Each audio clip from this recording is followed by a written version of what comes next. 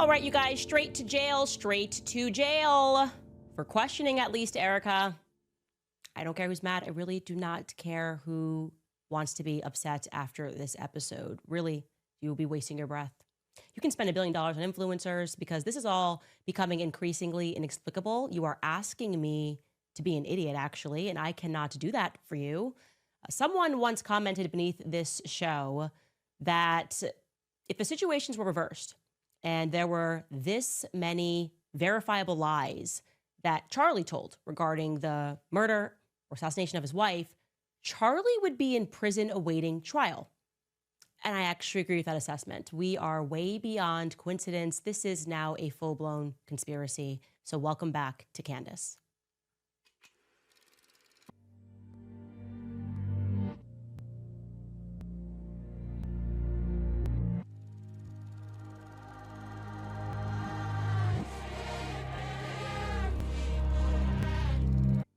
Look, I have seen enough, ladies and gentlemen.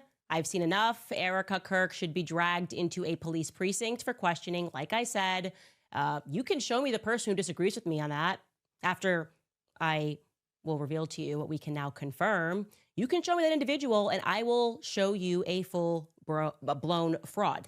That's the only people that would disagree with that assessment. I said to my team this morning that the amount of evidence that is now piling up, I would say against Erika Kirk, is almost akin to an NBC Dateline episode, except it's actually more simplified than that. Like Dateline, that show is way too complicated. We're effectively now playing a toddler's game of Blue's Clues. Now, for my international friends who don't know what Blue's Clues is, it's a child's program here in America where toddlers follow along a massive blue dog as he puts his paw prints on certain clues around a house, 3 clues, and they try to put together a picture in the end. What is Blue trying to say? Let's take out our handy dandy notebook and see what Blue is trying to say.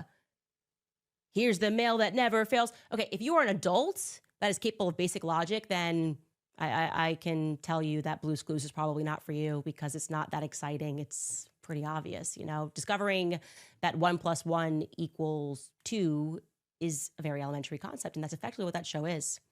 And we are now arriving at that moment with Erika Kirk, and I'm going to tell you why. So yesterday and last week, we introduced to you Erika's best friend for over 15 years, a woman by the name of Tracy Martin. Now, we were working off of a tip that Tracy may have been with Erika when Erika got the call from Elizabeth and Mikey McCoy, because they were both on the phone, even though that was never revealed to the public until later.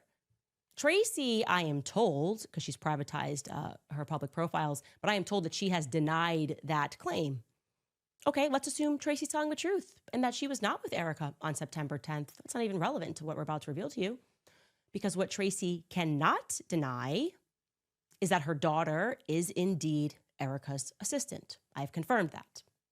And I want to be very clear here that this young woman did nothing wrong. She's not done anything wrong. I'm intentionally choosing not to name her daughter because I don't want people to stalk her, to reach out to her, or to try to learn anything about her life. She, like I said, has done nothing wrong. And in many ways, she's just beginning her life, okay? She doesn't get to choose who her parents are, and who among us would not jump at an opportunity to go work with the wife of the CEO of a massive student organization like Turning Point USA. You would accept that job gleefully. That's a wonderful opportunity in life. So I just want to overstate here that this young woman needs to be left entirely alone, okay? Choosing not to name her. However, it is a fact that she was supposed to go to UVU on September 10th. I remind you, this is Erika's assistant. And it sort of tracks, given Erika's public admission, that she too was considering going. But remember, Charlie told her, home needs you. Home needs you. So she was instead going to go meet him at the next event, which was in Colorado, slated for later that week. Yeah, Charlie did not want her to go to the UVU event because the kids needed her. Home needs her. But he totally wanted her to become the chairman and the CEO of the company in his absence, right? Like that totally tracks. That makes perfect sense. Anyway.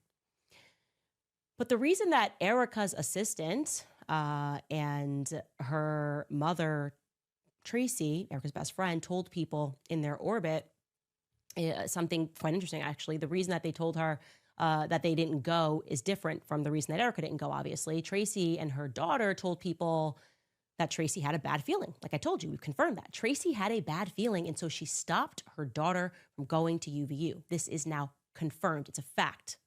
So let me carefully unpack to you why that is bananas. The day before, as we know, Charlie messages a group of people and says that he is abandoning the pro-Israel cause, and he means it, okay? He's also texting people who work at Turning Point USA, and he's saying he wants Candace back at AmFest that year after the Zionist peer pressure to keep me off of the roster. He wasn't allowed to have me. Charlie's done. He is done. That's now a fact. He signals to his troops that he doesn't care about the money, does not care about the money anymore. He wants them out. He then has what looks like an emergency Zoom call with Rabbi Wolicki. Now, I want you to bear in mind, this is 4 a.m. in Israel. Rabbi Wolicki lives in Israel. It's 4 a.m., and he's going to jump on this call with Charlie. And he was just on this chat. He was on the chat 2 hours earlier before this call when Charlie said that he would no longer be bullied by Jewish donors who play into all of the stereotypes. That chat, that notorious chat, which also featured Josh Hammer, okay? Josh and the rabbi, 2 hours later, are going to jump on this call. And later on, after Charlie was assassinated, Josh and Erika, in a different time, to my face, they're going to say that that chat was really not a big deal. That chat wasn't a big deal. Charlie was just blowing off a little bit of steam. He didn't mean it. He never once blinked on his support for Israel. Now, according to Josh, that 2 hour later call, that was just because Josh Hammer's brilliant. He's a mentor. He was a mentor somehow to Charlie when it came to debating, and he really just needed some good talking points. He was angry at Israel, but he was just blowing off some steam, and then he was back and wanted to focus on these talking points. And so apparently he needed Josh Hammer, and he also needed this rabbi all the way in Israel who agreed to wake up at 4 a.m. his time to help Charlie with talking points to college students. It's not exactly doing some main stage event up against some big political player. He needs help debating college students. So never mind the fact, let's just park aside the fact that Charlie was known as a boy wonder for doing just that. That's how he made his name, debating college kids. This time, for whatever reason, he needed some pointers, and these were the two that were best suited for the job. Okay. What we know happens thereafter is Charlie concludes this call with Josh and the rabbi, and then he sends off text messages to his security chief, Dan Flood, also to Andrew Colvett, and he says to them that they are going to kill me. Who is they? Well, Erika wants us to believe that he was referring to the left, or maybe even an Etsy witch, right? Some Etsy witch who put a curse on him. Because don't forget, we were also told that the definitely not at all Catholic Charlie had a priest come over and pray over him as well after he has this debating pointers handed to him and texting people saying he's going to die. He also was not at all Catholic and needed a priest to pray over him. And by the way, don't forget, he also apparently had no fears the next day, Erika says. She has his phone, but we got a priest praying over him. We have a declaration that he's abandoning the pro-Israel cause and that he feels that he is being bullied and he's done with it, and that Jewish people play into all the stereotypes. But we are also told that he had no fears the next day. Actually, he went to bed and he was just excited. He was elated. He couldn't sleep because doing college campus events was so brand new to him that he felt like a kid on Christmas morning. I'm just going to jump in here and tell you that's a lie. Okay, no one on earth has done more college campus events with Charlie Kirk than me. Charlie was not bubbling over in excitement to go answer questions from the likes of Hunter Kozak. Okay, these events, people stand up, they're just trying to debunk you. And yeah, you do them. You're not jumping out of your skin to do them because it's your job, okay? It's the shiny effect has wore off for Charlie Kirk. He was good at his job, and he enjoyed having the debates. He enjoyed cutting across the clips so people could wake up to what was happening on college campuses.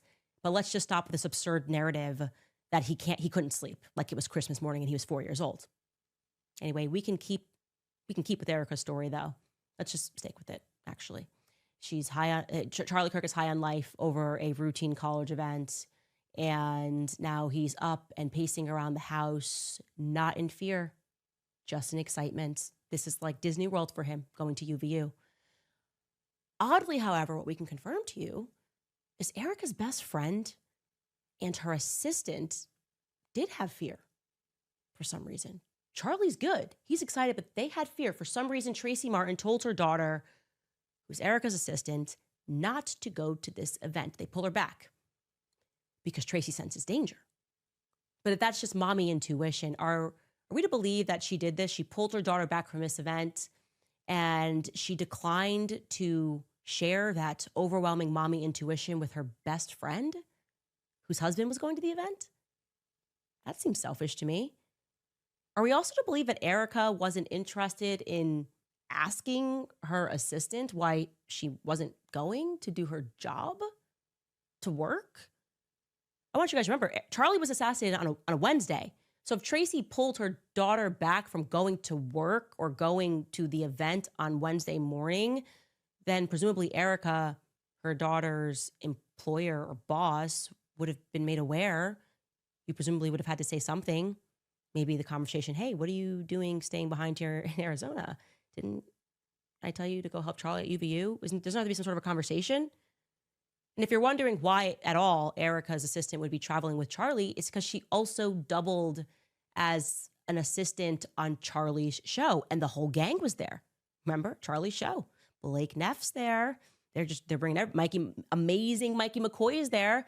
Wow, kind of weird that she wouldn't tell her work colleagues, hey, maybe don't go. My mom's got a bad feeling.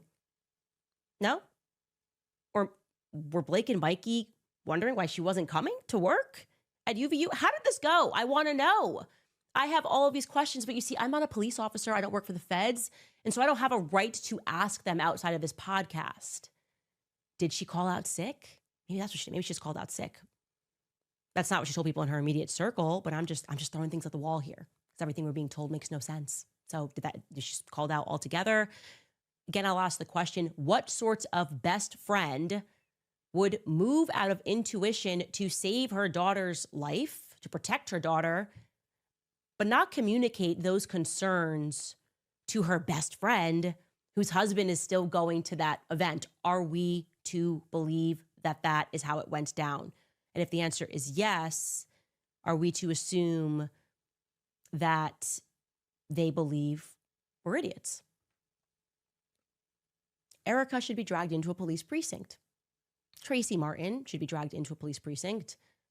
Her daughter should be made to sit and answer basic questions about this intuition. Messages should be shared, shown. Everyone should figure out how this happened. That's where I'm at on this. She needs to be questioned. Erika needs to be questioned. Because my dog Blue is leaving his paw print, and this picture seems pretty obvious that is emerging. Paw print number 1, on the day of Charlie's actual funeral, her and Andrew Colvett, Erika and Andrew Colvett, had an emergency 3-way call with Dr. Lee Trotter, the surgeon, trying to figure out how to respond to the public about why the 30-06 didn't pass through Charlie's neck. Erika allegedly is the one who put forth this 3-way call. She's on the call. There was no HIPAA violation here, and she is the one that suggested that Charlie has a Superman neck. And again, they are playing defense because I shared the fact on my podcast that the bullet didn't go through. Not only did not go through, there was no blood at all. Apparently, Andrew hit send on X to Superman neck, and we're led to believe for a very long time that was referring to, I don't know, something the surgeon said, which he didn't. My dog Blue paw print number 2, Erika lied to Glenn Beck about Charlie having not sent around text messages the night before to various people signaling that he thought he was going to be murdered. I have his phone. And then she said that was a mistake. No, it must have been on Telegram that he sent that. And then I confirmed with my person that had access to Dan Flood's phone that it wasn't sent on Telegram. It was sent on iMessage. So she lied to me. She lied twice. She lied once, and then she lied again to me. And I don't like when people lie to my face. Paw print number 3.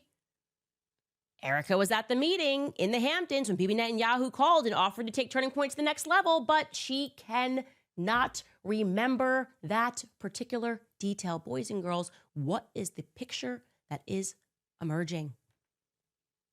We could do more paw prints, but this is a toddler show. 3 should be enough to have a picture that's emerging. We should be able to take out my handy dandy notebook and put together a picture here, a story here should be emerging. And the kids, you can just shout, what's happening here? What are we looking at, kids? And that doesn't even account for all of the subjective oddities, vibes, like Erika's emotions, the Zoom call, the Shabbat Shalom book tour, Erika asserting to Barry Weiss, of all people, that Jew hatred is wrong, Erika allowing Ben Shapiro to open at AmFest behind her. Like I said, that was my clue something was wrong. When Ben came out swinging, I was going, oh, something's very wrong here. Erika welcoming the New York Times into their shared home. Basically, Erika here is pulling the LBJ. And what I mean by that is as soon as LBJ got into office after JFK's assassination, he reversed course on every single one of JFK's policies. JFK's enemies seemingly became LBJ's friends. Erika appears to be doing that to me strongly. I know for a fact Charlie disliked Ben. Why would you let him buy his way onto the stage? Charlie said no, for a fact, to more Zionist control at Turning Point USA. He signaled to the troops, this is done, it is over. Charlie said no to Bibi Netanyahu coming on his show. So he was done being bullied by Zionist dollars. Is that the energy that we're getting right now from Turning Point USA? I broke the story and people didn't believe me because it sounds made up. I'm not making this up. There was a scheduled a few weeks ago for Bibi Netanyahu, Erika Kirk, and Ben Shapiro to film together something. Maybe it was supposed to be for the Super Bowl. I don't know, but it got canceled at the last second. They were filming something in Palm Beach and it got canceled last second.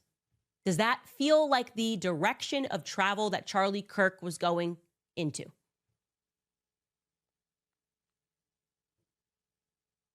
We can't even get his widow to at least come out and tell the truth about Charlie shifting positions. Does that not strike you as odd? Again, we're now in subjective territory, but does that not strike you as odd to at least say, as I would feel and as I have felt, like, you know, screw you, Josh Hammer, and this person, everybody who was mean to him and stressed him out in those final days? We're not even getting that energy.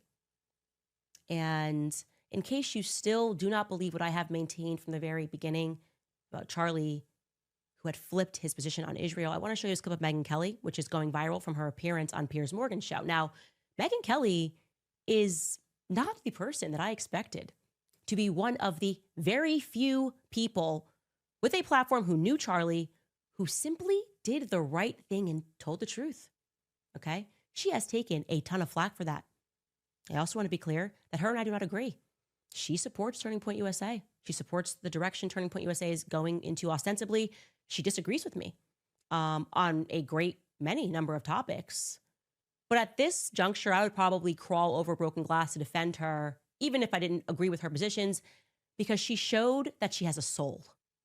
And apparently that's rare in politics. She showed and demonstrated that she had a soul when a good man was murdered in broad daylight in front of the entire world. And she had the courage to simply tell the truth. She said, yes, Charlie changed his mind of a topic of Israel. She believes that Tyler Robinson was the person, as she has said on her show. Again, we don't agree, but she thinks that it was Tyler Robinson who did this. And she agrees with the narrative that we're not getting a lot of details because it's just making its way through its court system. But that hasn't made her lie about what Charlie was going through at the end. Why is it Megyn Kelly? Charlie Kirk didn't make Megyn Kelly. Charlie Kirk did not employ Megyn Kelly. She wasn't making tons of money at Turning Point USA. Charlie Kirk didn't sweat and lose sleep trying to build up Megyn Kelly. But all of his lieutenants around him, they're silent. They're letting the lies fly. This is Megyn Kelly on Piers Morgan, and she makes an incredible point that they're all coming after her. I don't know why she's always responsible for what I say, even though we don't agree. I don't even go on her show. But they don't go after people like Piers Morgan, who he actually does platform me. Take a listen to what she had to say. And just on Candace Owens, you've been very supportive of her, not critical, even though she, I would argue, and I have to her face when I've had her on the show, I get on well with Candace, but some of the stuff she's been doing in relation to Erika Kirk, Brigitte Macron and others, I do think is really regrettable, kind of conspiracy theory nonsense just for clicks and money. Why would you hesitate before criticizing her over stuff like that? I've criticized Candace many times over the years. We've had many public fights over the years. But isn't it interesting that you will, quote, platform Candace? She hasn't been on my show in several years, but I get all the hard time. Why am I getting that? You're the one, quote, platforming Candace Owens. She and I don't have that kind of relationship. Candace took a bunch of crap because she was very anti-Israel in the Gaza war. And it became a thing where you had to say she was terrible in her positioning. And then after Charlie died, she started questioning whether Israel had any role in it. And that's when they really tried to amp up the pressure on me to condemn her. And I refused because Charlie was starting to have serious questions about Israel. Not just its role in the Gaza war, but its influence on American politicians, something he and I spent hours and hours discussing. So I had no problem with Candace Owens asking those questions. And I refused to condemn her because I was under pressure from these people who wanted me to. And then that morphed into then everything Candace said thereafter, with which I may or may not have had serious problems, that I had to, where's the condemnation? And it was all really about the Israel thing. And I'd rather die than bend the knee to these people. I'd rather die than bend the knee. It won't happen. I didn't raise my fist and say BLM, and I'm not going to condemn the people they want me to condemn just so that I can get a little pat on their head, on my head from them. It's not important to me. What's important to me is I live free. And that, frankly, is what it means to be an American. That is incredibly powerful. And like I said, kudos to Megyn Kelly because she's telling the truth. It has always been about Israel. It's not about morality. And by the way, even if she did come out outright and condemn me, that would buy her maybe until next week. If she didn't say the next thing they wanted her to say, they would destroy her. We have seen this pattern over and over again. I'm one of the people that suffer from this pattern. I don't like what's happening in Gaza. Look what they did to me. Look what's happening with Charlie. Does this make any sense to you? Charlie was, for a fact, having plenty of doubts about Israel. Anybody in his inner circle can tell you that. And yet people in his inner circle are not telling you that. Instead, they are spending money and going after influencers from the very beginning to influence people to believe that Candace was lying about this fact. And now we have a predicament when even the person closest to Charlie, his wife, is being caught telling lies. These are lies. It is inexplicable why her assistant was pulled back on September 10th. Maybe it is actually, maybe it is something that can be explained, then they should explain it. This is way too coincidental. I want to be very clear on my perspective on this. I believe this is a conspiracy. I don't believe that this just keeps happening and no one can give answers, and that Charlie really was just so excited the night before that he slept in his daughter's bed and we don't know what happened here. Sweep it all under the rug. Nobody talk about what happened at the Hamptons. He just needed advice from Josh Hammer. They're asking us to be really stupid right now. And I am asking you to join me in refusing that order. Anyway, we are going to pause here and take a brief break before I respond to a TikToker who has called me over in an internet game of Red Rover. And I have something to say about what she has shared. We'll be right back. The podcasters, they've done a lot more than the entire federal government, law enforcement, and Turning Point USA executives in terms of trying to figure out what happened to Charlie Kirk, why things are not making sense. And one TikToker got onto the platform and she decided to bump me in some information in a nice internet game of Red Rover. Take a listen. Red Rover, I call Candace over. I found something in the Epstein files that may be a missing puzzle piece to the Charlie Kirk investigation. Let's get into it. So after Charlie Kirk had passed away, we started seeing these articles pop up, which made me dig into Erika Kirk, and I found the Romanian Angels stuff. That video blew up, but I didn't have any lawyers sent after me. Instead, it was private investigators asking how I found this information, asking me to send them links. I knew at that point that I was on the right track, was suspecting that Erika Kirk could be involved in something bigger than, what we're being told. So I've kept digging because in every homicide investigation, a potential suspect is the spouse, especially when they have so much to gain, right? Now, this article that was posted shortly after Charlie Kirk's assassination by USA Today states that Erika Kirk worked as a real estate agent in New York City for the Corcoran Group. So if we're to believe the story that she works as a real estate agent for the Corcoran Group, then her boss would be Pamela Liebman, because Pamela has been the president and CEO of the Corcoran Group since 2000. At least that's what the public has been told.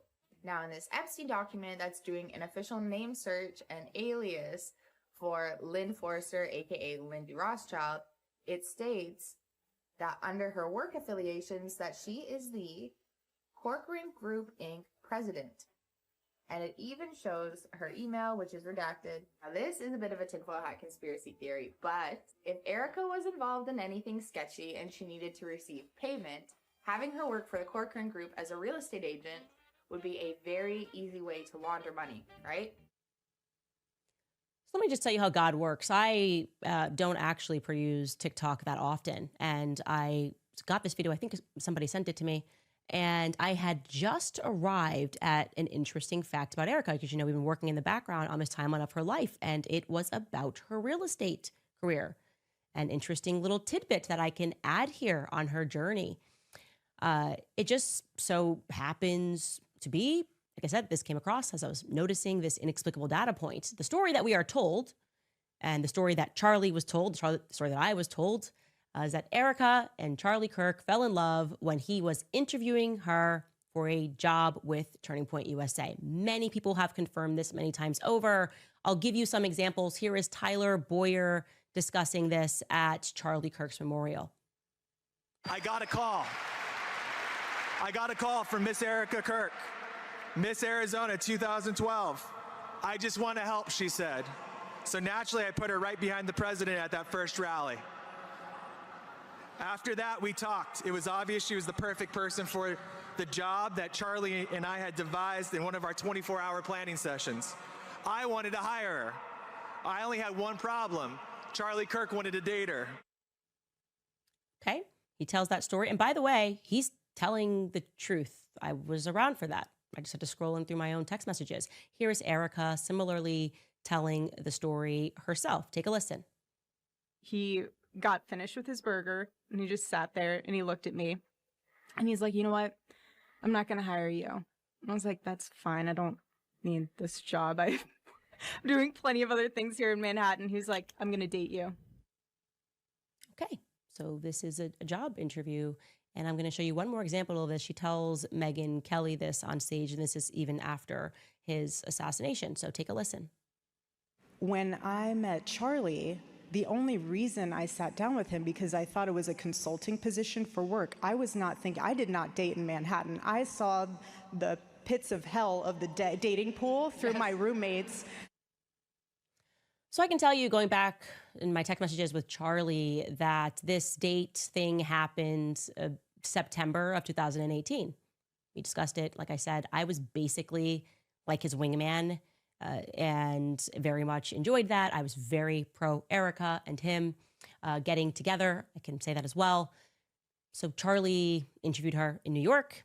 That is true because she was looking for a gig with Turning Point USA. And I find that now to be very strange, weird, that she would be looking for a job in politics at the exact same time that she apparently received her New York real estate license. Yeah.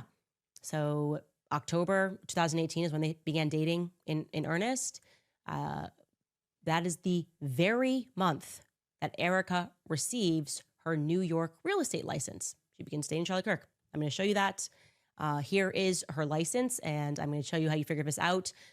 This is a snapshot. You can see it says this real estate license is valid until October 24th, 2020. In New York, your real estate license lasts for 2 years. Think of it like a driver's license. You have to get that license renewed, and it's every 2 years. So if it expired on October 24th, 2020, that means that she received her real estate license, we can assume, on October 24th, 2018, right when she started dating Charlie Kirk. I just thought that that was super interesting. That didn't exactly make sense to me as I was doing this timeline, because I remember, and Charlie met Erika. I remember Tyler setting this up. I remember the conversations, and I still have the conversations, thankfully, because I delete nothing when all this went down. The career that I was told that Erika had was that she was doing fashion. Erika was in New York City. I met her at a steakhouse shortly thereafter. Charlie wanted to know what I thought about her. And what I was made to understand was that Erika was working in fashion on this clothing brand, Proclaim Streetwear. She wore a lot of jewelry on her arm, and she was into like Christian branded fashion. So I'm just trying to understand why you would be trying to do both a fashion company, and then if you look up the LLCs, certainly at being of 2019, she files for a trademark for that fashion brand. So she is both running a fashion brand, getting her master's at Liberty University, getting her real estate license, and beginning a career with Corcoran Real Estate, which is a massive real estate firm in New York. And when we dig up the relic of what she was doing at Corcoran Real Estate, all we can find on Wayback Machine is that she had one listing. So how did this career get started? How were we not told that? How was I not told when I spoke to her that she was a real estate agent? I don't know. That all seems quite strange to me. The real estate thing seems a little bit strange to me. So I want to add that to the pile for you TikTokers that are looking into things, to let you know that you are on the right track, and you've noticed something that struck me as odd at the exact same moment that you came across it. I said, this is actually weird. This is not the Erika that I met. I didn't know anything about this. How many careers can you have at the exact same time? Also, by the way, doing a reality show, dating, even though you never dated in New York City, or at least what you told Barry Weiss. Anyway, I wanted to add that little tidbit before we answer some of your questions. We will be right back after a brief break from sponsors. Calling anybody who went to school with Erika, it's amazing. It's her entire... She's got so many universities she went to. Is everything online beyond first semester of freshman year? Regis University, we have Loyola Marymount University, we've got Arizona State University, we've got Liberty University, we've got graduate programs, obscure programs, and I don't have anybody in my tips box that is saying they went to school with her or were a roommate with her. So if that's you, please send us a message, more tips at CandaceOwens.com. Send us an email. I'd like to just know. I'd like to piece that together. I've never seen someone do so much schooling and have no one that can confirm that they did any schooling. Maybe it was all online. Again, she seems to be a Jane, if we will, of many trades. And we'll have more of that again next week as I take you through. She's traveling. She's living in China, but she's in school the whole time. So maybe it really was all just online. I would like to know more. Also, in case you missed this update, quite strangely, one of the people who was fired, the one who spoke out, Aubrey Leitch, at Turning Point USA, the one who was questioned over the Uber ride by Marina Mines, the CMO over at Turning Point USA, her husband or her fiance, who also got fired from Turning Point USA just because I guess he's going to marry her or something, was going home and recognized that there was a person outside of their home. The video is online. You can find it. That was taking photos of their car, their license plate on their car, as well as their home. And obviously he confronted him. He records the person. So in case you're thinking, which I would have thought, maybe they're just trying to serve documents. No, the whole confrontation is online. He questions him about why he's here. He says, my name is Mike, and I am taking photos because this legal firm asks me to take photos. He won't give much more information. He says he can't speak about it. This looks to me like a private investigator. Like Turning Point USA has sent private investigators to gather information on their employees. We aren't sure. I certainly tweeted at Andrew Kovett for a statement on this. That is not what happens when they serve documents. I'm a bit of an expert on that. They just give you the documents. There was no documents in his hand. He delivered nothing to him. And he was just taking photos of their home and their car. Terrifying, of course, for somebody who is 25 years old to experience. That is absolutely terrifying. I don't know why you can't just get fired these days. I don't know why You have former employers acting like ex-boyfriends. It's very crazy, ex-boyfriends. It's very strange, but I want to let you know that that's happening. Turning Point USA former employees are going to move because they don't know what Turning Point USA is doing. They are going to move to take down their GoFundMe on Thursday of this week. So I wanted to once again promote it. If you would like to support the Turning Point USA employees who have been fired, you can go to GoFundMe, the Purge Fallout Fund, and hopefully we can help them as they get their lives restarted because they worked 20-hour days. And of course, they did not see any of the billions that are allegedly coming in from Pierre. They didn't get to stick around. They got to be emotionally manipulated to believe that Charlie was in the office working. Just working. If you want to see Charlie, his spirit lives in the office. How about LOL? They mocked me for saying I had a dream about Charlie, but did anybody make fun of Erika for saying that Charlie spirit was in the office or would be with them in the office when they were working and they could speak to Charlie? No, because that wasn't a part of the PR campaign to attack Candace Owens no matter what she says at all times. Yeah, even when it's totally sensible. I had a dream. Charlie told me he was betrayed. And I'm feeling like that's a fact check true. You agree with me? I feel like I give myself a fact check true on that one. If you guys would like to support our show, we have new merch on the website. Also remind you guys that our show is available in Spanish, Portuguese, and French. And we have all the links available in the description. So you can find that. Reading the top comment from last episode, it is from Charms. This person writes, at this point, I think Andrew Qlobal is secretly cheering on Candace because he keeps giving her content. Tell you, he's definitely not cheering me on. They absolutely hate me. I am the person to them, you know, at the end of every Scooby-Doo mystery, we're like, and we almost got away with it. If it wasn't for you meddling kids, I'm the meddling kid. I'm the meddling kid. None of it is making any sense, and I'm going to continue to ask questions. And since you've already completely exacerbated every effort to have a PR machine come after me, I had nothing to lose. You guys have been chasing me for having sensible positions regarding what Israel is doing all around the world. What do I have to lose? Nothing. In fact, I have everything to gain, in my view. I have everything to gain by telling the truth.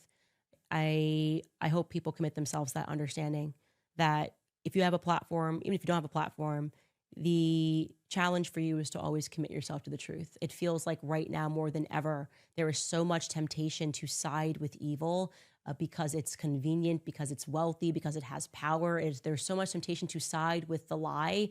There's also the psychological operation that is being run by these people to convince you that you are immoral for having an immoral perspective, quite literally trying to invert reality. And I don't know. I just want you to feel encouraged to stand up to these people, like Charlie did in the end, to stand up to these bullies who are trying to force you into their perspectives by putting you under duress in one way or the other. I just want to encourage you to keep doing that. Like I said, the more that we tell the truth, the more exposed they become. It feels to me like the entire frequency of truth is raising right now, and they are threatened and they are thrashing. It feels like we have the devil by the tail, and I wish Charlie could be here for that. I do. And I'm so happy, like I said, I am so happy that he died with his soul intact. At the end, he stood up and he said, no more. I am done with this. The money doesn't mean anything to me. Take it. I want real people in my life. So anyway, getting to some more of your comments today. I see I have gone off, but I think I was chill. I think I was okay. We'll see when I log off. James Gray writes, if I lost my significant other the way that Erika did, I'd be honored to have someone like you fighting alone for the truth. I wouldn't try to shut you down, lie. If I lost the one that I love and I was innocent, why would I lie? Like I said, the lies can't be explained. Short of trying to convince people that we are stupid for recognizing the lies, or we are immoral for sensing that this is really wrong, that she should be out here saying what he was going through in the end. Short of that, no. We are all in agreement here. And we are, by the way, the majority. The minority has more money and they have more power, but they don't have any real power. There's no substance there. It's threatened by us simply saying the truth and growing more audacious in saying the truth, which is why I want to also shout out Carrie Prejean Baller, who they are now, because she stood up during that hearing and said, what even is anti-Semitism, Seth? Actually, what did you even do at the Hamptons? You pressed Charlie. Well, Laura Loomer and the deranged Zionists are saying there's whispers that she's going to be kicked off of the religious committee because she won't bend the knee to Israel, because she is being exactly, or she is mirroring really the attitude of Megyn Kelly. I'm not doing this. I'm not bending the knee to evil. It's so obvious that all you care about is Israel. I'm a Catholic. That's what Carrie preaches. I'm a Catholic. This is not our doctrine. Our doctrine is not that we worship Bibi Netanyahu. Our doctrine does not teach us that Israel is a country that must be worshipped because you're putting people in there that say that they're Jews. No, actually, Jews abide by the commandment not to kill. There's a lot of killing going on in Gaza. I don't even know if we have that video to show of what Gaza looks like today. If you have it, you can run it. If not, you can see it because I just put it on X. You can go to my X feed and look at what Gaza looks like today. And if that does not spiritually disturb you, here we have it. If this does not spiritually disturb you, if you believe that God's people did this to fulfill something, goodness won when you look at Gaza, that's a real estate deal being done by very evil people. And I believe they're going to be cursed. I believe they are cursed, actually. Those are not, God's people didn't do that. Don't even think about it. You don't got to know anything other than how you feel when you look at that. When you consider that there are children that are buried beneath that rubble, that is all you need to know. How you feel is all you need to know when you look at that. And when you watch them thrash as they try to explain away why that's okay, like it's a part of some prophecy. Whose prophecy? Who is your Lord, actually? I'd like to know. I'd like to know who it is. I know who's going to win in the end. Christ is king. Truth is going to win. Goodness is going to win. And so I'm on that side. Let the liars lie and thrash around. And I can't even imagine. Who are they going to put to work pulling out all the dead children? Probably our military, if we're being honest. It's going to be our military. Coming back with PTSD. That's going to be our job, right? You got to worship Bibi Netanyahu. Yeah, do not let your sons go into the military. Don't do that. I think Bibi's making his 7th trip here this week. Don't let your kids go into the military. It's been completely hijacked by Israel, probably since 1963. We have not gotten an answer as to what happened to Charlie Kirk. We've got nothing but lies. I say the social contract has been violated. They're supposed to protect us. People are being killed on American soil because foreign nations have an issue with them. That's the reality. Sorry, I'm supposed to be reading your comments, and I just went off. I don't even know what happened here. Angelina writes, my best friend's funeral was on Saturday. It was absolutely beautiful and emotional. Charlie's was not. I have deep sorrow for those who loved him. He didn't deserve any of this. My prayers are with you, Candace. You are close. We are close, by the way. I want to say I'm not even the one doing this investigation. This has been all of us. I just have the platform, and this platform is not mine. I genuinely know that this is God's platform. And whenever he's done and has used it, I'll be off of this. If this is the reason why I have the top podcast, to just get to the bottom of this because it's reveals so much to us, then so be it. I'm content with the story. I'll do a deal with the government. If they come out and they tell us the truth about what they did to Charlie Kirk, I'll retire from podcasting. How about that? Zionist, something for you to focus on. You want me gone? You want me to shut up? I care so much and so deeply about what happened on September 10th. I will agree to retire from podcasting if you admit what you did. How's that? I won't hold my breath. Justin Smith writes, fantastic show. As always, the country is invested and wants the truth, but it doesn't compare to the drive that you have as a friend. It's inspiring, and you can see the passion on your face every episode. Everyone deserves a friend like Candace, Christ is King. Everyone also deserves a friend like Charlie. You know, he really had my back through a lot of stuff that, you know, the public will never know. He really held my head up through a lot, and I definitely held his head up through a lot. And that's why I say I feel like a little piece of me died. The ignorance, I will miss the ignorance of believing that we could change things according to who we voted for. I think I'm going to miss that. Yeah, oh my gosh, this person's following us. Oh my gosh, we're going to go to the White House. Oh my gosh, Trump this, Trump that. I mourn that in a sense, in many ways. Stefano writes, With all of the demonic pastors in Charlie's orbit, it's no wonder he was embracing Catholicism. What do you mean? Well, Alex Clark told us that wasn't true. He just liked the architecture, right? He just loved it. He would go in there and just, wow, look at this. This is amazing. But I'm a committed evangelical, but I need a priest to pray over me, not a pastor. If I'm having to deal with a leftist article written on Jezebel. Make it make sense. You can't because it doesn't. QMac writes, hell, even ChatGPT said that a 30-06 bullet would fly through multiple people. Oh, but ChatGPT doesn't appreciate the miracle. ChatGPT does not comprehend Christian slop.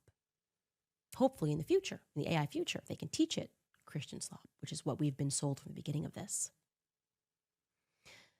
Lastly, Alaska Dog writes, woe to anyone who goes to Mara, Gaza on vacation.